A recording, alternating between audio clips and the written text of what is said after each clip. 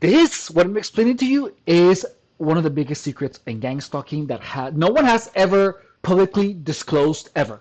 Gang stalkers cause traumas that people typically do not know how to process.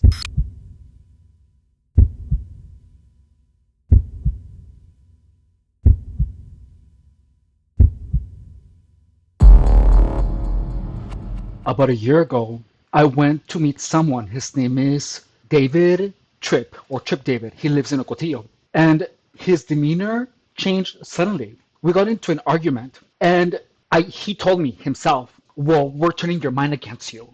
And then as soon as he said it, he just went, oh, like this. And then I was like, what do you mean by turning my mind against me? Can you elaborate? He was like, oh, I forgot what I said. So the fact that he refused to give me more information told me that that was true. I knew it wasn't a setup because there is no possible setup that could be made from that. So then from that point, I was always trying to understand what the hell did he mean by turning my mind against me? So I've been trying to connect the dots since that moment, and I have thought I've got it for a couple of months, and then I was like, no, it doesn't make sense. But now I finally understand what he meant. Gang stalking turns your mind against you. And look, I'm gonna explain it to you. Haven't you noticed that whenever you look for information about gang stalking, you find comments like this one that I have on the screen, and all of them lead to gang stalkers having access to your thoughts. That you see holograms, that you feel sensations that are because of the gang stalking, right? And there is this myth that gang stalkers can read your thoughts, they can see what you're imagining. And look, I'm telling you this because I believe that to be true because I read it in a lot of places. But isn't it weird that that is something that people keep pushing on the internet? And look, it's just weird that so many people on any type of gang stalking forum, they tell you, oh, the gang stalkers have access to your memories, to your thoughts, to your emotions. Like that's everywhere. For example, here on the cover of the targeted individual handbook, there is literally a head with a target on the freaking brain. You know what I mean? Notice how all of these things are like invisible. You know, there are things that people have never seen, but there's myths about these things. Additionally, remote neural monitoring, like someone is monitoring your thoughts. And here we get it. Like apparently they can't smell what you smell, they can feel what you feel, sonification, audification, visualization. And look, every single thing that talks about gang stalking, they talk about, like here, brainwave monitoring analysis. But every single type of misinformation that we have explored always mentions gang stalkers having access to your thoughts. Like here, for example, here are some of the symptoms that targeted individuals may experience: microwave hearing, torture with loud noise, visual hallucinations, artificial dreams, reading thoughts, retrieving memories, manipulation of thoughts, will, emotions, desires, and perceptions, forced speech, involuntary body movements. All of them talk about gang stalkers actively looking at your thoughts and using them against you. That in itself is a concept that I lived. I lived it. Look, what gang stalkers do to your mind is that they do things to you in a way that your mind cannot process them. That's why everything that they bombard you with is plausible deniability. For example, the thing with the phone. You know why they do this? Because you never know if they're recording you or not. The thing with the headlights, you never know if they're harassing you or not with the headlights. You can never know for sure. The indirect harassment, I mean, where they say, oh my God, I'm so fat, and you feel like it's directed at you, but they can always deny it. Again, that type of harassment, if you do not understand gang stalking, that is a type of harassment that is impossible to process. It's not impossible to process, it's possible to process once you understand it. But because you don't know what's going on, you don't know how to process it because you don't. Your mind will keep replaying these memories of the traumas again and again and again, trying to process them. It's going to try to understand them. So your mind will literally stay stuck. And the way that gang stalkers make you stupid is by creating so many of these unprocessed traumas in your mind so that your mind keeps replaying them and they only accumulate, which will lead you to a place over time where your mind is gonna keep replaying these in your mind's eye. It's just gonna keep replaying them because it's trying to process them, but you are unable because you don't understand them. So there, once they have dumbed you down, because that is how those traumas make you stupid. They make you stupid by putting so many of those traumas into your mind that when you're trying to think logically, those traumas are gonna come and block your logic. That's how they stupefy you. Watch this video all the way to the end so that I can teach you how to process these traumas. So after years, your mind is going to be replaying these traumas back to back, and that is what gang stalkers do before they show you that you're being gang stalked. They show you that they're being gang stalked only after a really long time where they assume that you've been stupefied by gang stalking. That's how they block your logic, dude. And it just makes I'm mind blown because everything now is making sense. So that's why victims of gang stalking believe all of the stories like this one because their logic is literally blocked off by the trauma. So you cannot have a coherent thought because your mind interrupts your train of thought. Now, let me show you this comment. And look, this is a testimony of someone that is a TI, a targeted individual. And he says the following: I got a room full of gang members talking, walking around as EMF broadcast holograms. What they like to do is talk to me while I am asleep and get me to have flashbacks. Notice that he is attributing the flashback to the gang stalkers. What they like to do is talk to me while I am asleep and get me to have flashbacks. This person is making victims of gang stalking attribute the flashback and the voices in their head to gang stalkers. This comment is a setup. Look, it says, they like to watch your past and make you have flashback about your past so that they can watch and talk shizzle about whatever it is. Notice that this person is actively trying to make the targeted individual interpret their flashbacks, their unprocessed traumas, as something produced by the directed energy weapons, by the gang stalkers. And look, he continues, these MFers feel entitled to have implanted me 5 years ago and now they're still effing with me. So look that this person is talking about RNM tech. Look, the only reason that someone would believe this is if they are blocked off their logical reasoning. And the only way someone's logical thinking can be actively pulled away from them is if they are traumatized enough to the point where they lose their common sense.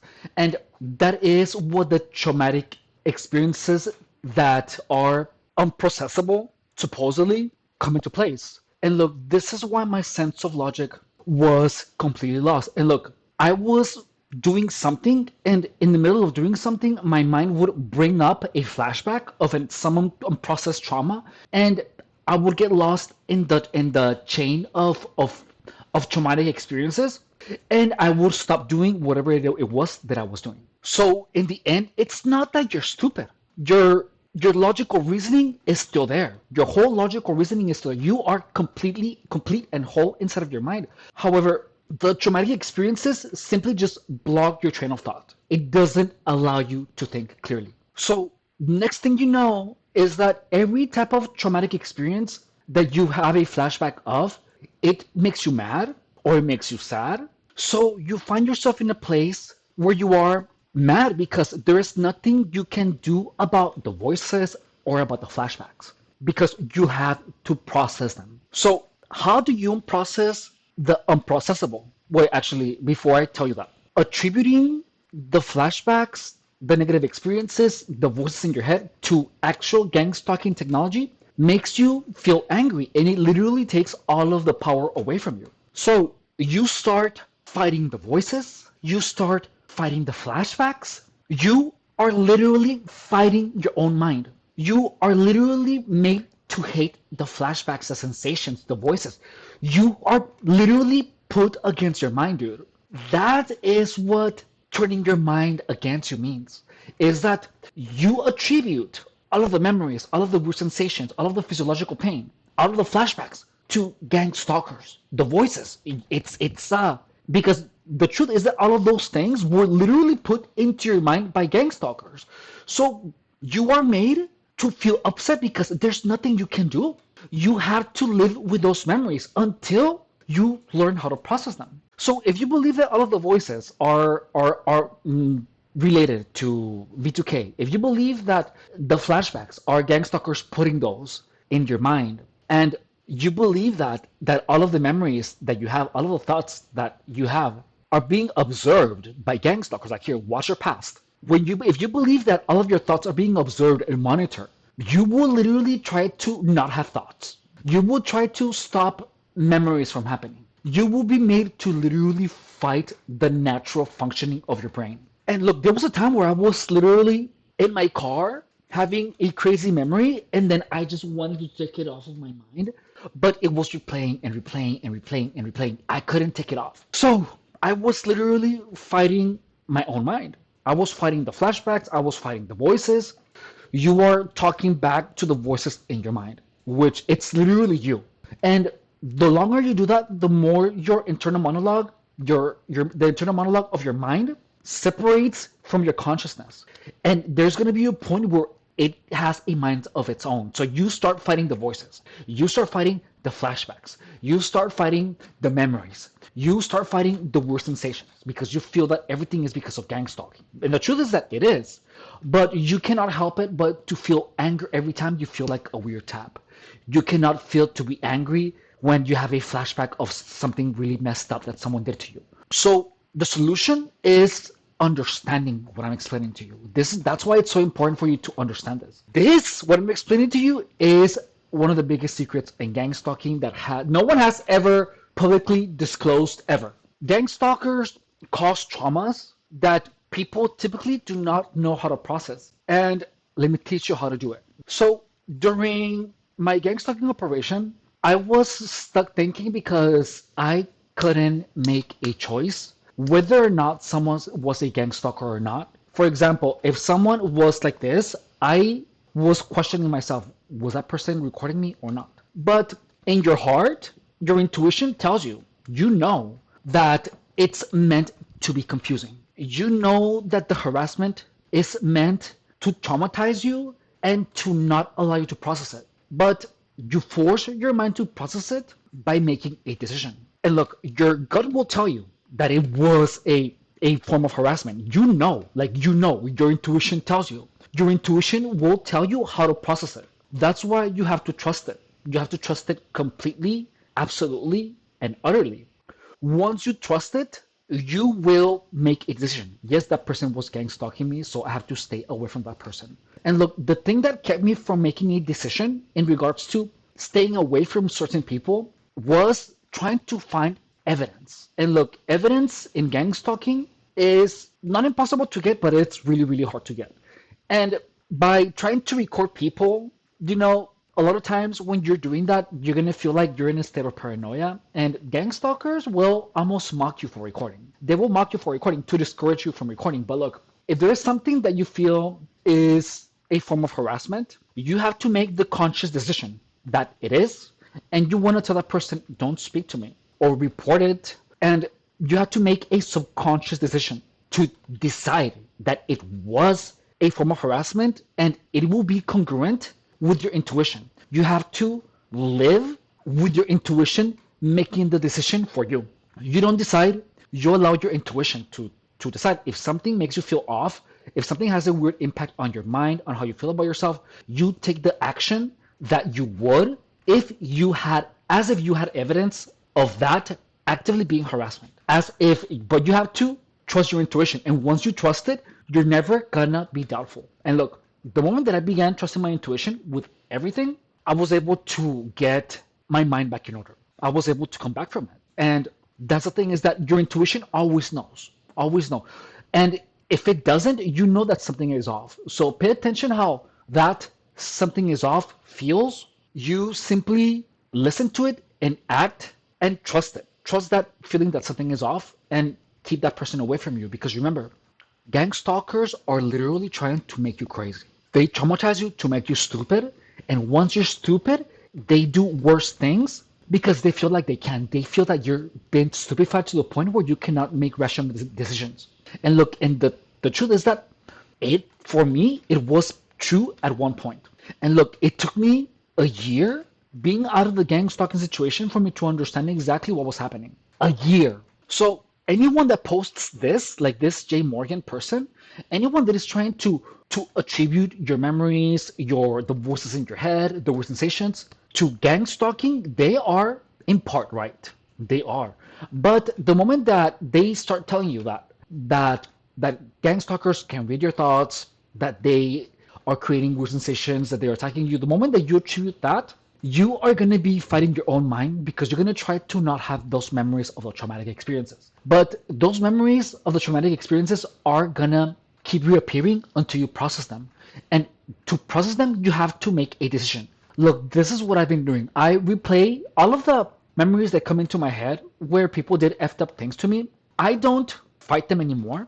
I lean into them a little bit and then I replay it and think, if this would happen to me again, what is the best decision that I could do? And then I put myself in that situation again with my imagination. And then I try to see it from everyone's perspective, everyone's point of view. And I have some type of a catharsis where the trauma disappears and then there is the memory, but there is no emotion tied into it. I think to myself, I did the best that I could with what I knew at the time. So I know it wasn't my fault because I had no control over that situation. So the best thing that I can do is move forward and use my new acquired knowledge to evolve as a human being. And the truth is that you cannot be fighting your mind because when you're fighting your mind, you are literally dumbing yourself down. Because if you're trying to focus on something and you have a memory or you hear a voice and you tell the voice to shut up, you're going to be entertained talking to the voice or trying to fight the memory with another memory, which is something that helped me last year. But you're going to realize that you're going to end up just trying to be productive. And next thing you know is that you are fighting your mind because you cannot get a memory off of your head. So now, because I have processed all of those emotions, I bring myself back to the present by simply touching my fingertips. I bring my consciousness out of my mind and I bring it out to a sensation, to a tactile sensation. So it pulls me out of the psychological loop and it brings me in the present. So every time that happens, now I have a choice. I have a choice where I can lean into the memory and study it and process it even further, or I can simply bring myself back to the present and focus again on what I'm doing. And it's a thing that takes practice. Look, I've been out of gang stalking for the most part for like a year, and I still get gang stalked online on the apps. However, over time, I'm coming back to my senses. Like, I don't smoke again. Like, I don't smoke anymore. And I know I'm not going to go back to smoking cigarettes. I'm not because I don't want to, because I was like, why am I feeling tired all the time? And it's like, well, you're getting tired all the time because of the cigarette.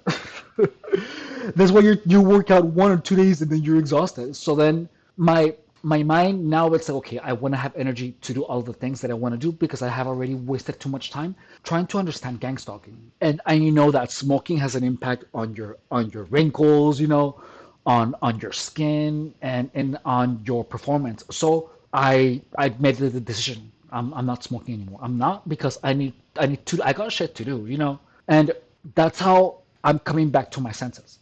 But there was a lot of traumas that I had to process, and I didn't understand what processing meant.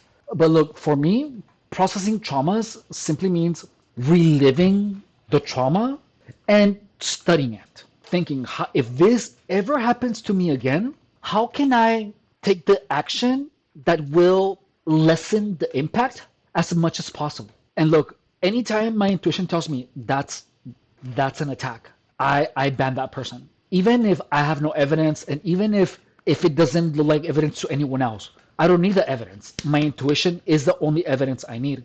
And once that happens, you are incongruent with yourself. You're psychologically congruent with your intuition because you accept the fact that you don't need to prove to anyone that you're being gang stalked. And you don't need anyone's validation. The only validation that you need is yours. So once you take action according to your intuition and consider that to be truth, regardless of what anyone else says or does, only then you're gonna be able to process all of the traumas. So you listen to your intuition 100% of the time. And look, there's times where I know that something is off and I don't listen to it, but most of the time, as soon as something strikes me as off, I simply take action. And look, for the past couple of months, I have taken the exact action that my intuition tells me, and the results are freaking amazing. Day and night, I feel amazing. I feel alive. And I am working to get myself back into the groove of being a fitness professional. It's happening slowly, but it's happening. If you do not know who I am, hello, I am Efren Rodriguez, and I was gang stalked in San Diego, California, and here for 7 years. And the purpose of these vlogs and these videos and of this channel is to teach other victims of gang stalking what truly is gang stalking. Gang stalking is literally a bunch of people trying to drive someone crazy. And if you do not understand what you're dealing with, you will lose. You will lose a lot of years. You are not going to understand what's happening to you. And I don't want that to happen to anyone else. And in order to understand gang stalking, you have to understand the mind, psychology, manipulation, brainwashing, a bunch of shit that literally took me like 7 years to understand, you know? And I want to save you all of those years. So you should, if you are a victim of gang stalking, watch the videos. I explain to you everything about it, everything to the point where you're gonna understand it so well that you can continue living your life. Gang stalking literally traumatizes you to the point where you are made stupid. And then once you are stupefied, that is when they start pushing onto you the narrative of hacking your mind, of the V2K, of all of that stuff. But all of that stuff happens after like 4 years into gang stalking. So these videos are pretty much a warning, and I'm sharing you guys my experience so that you guys understand exactly how gang stalking works. Because once you understand gang stalking manipulation, once you understand that, and once you are in tune with your intuition, only then you're going to be able to not allow it to impact your life. So if you would like to help me to achieve my mission, an easy and free way to do this is by dropping a comment, subscribing, dropping a like, or sharing any of these videos on your social media. Or if you would like to go above and beyond, say, in regards to showing your support, please consider becoming a member to the channel, less than $5 a month, or you can also make a donation. There is a link to it in the description of the channel. There's a link to my PayPal in the description of the channel. Any dollar amount is highly appreciated. Thank you so much for watching, and I will see you on my next video. Bye!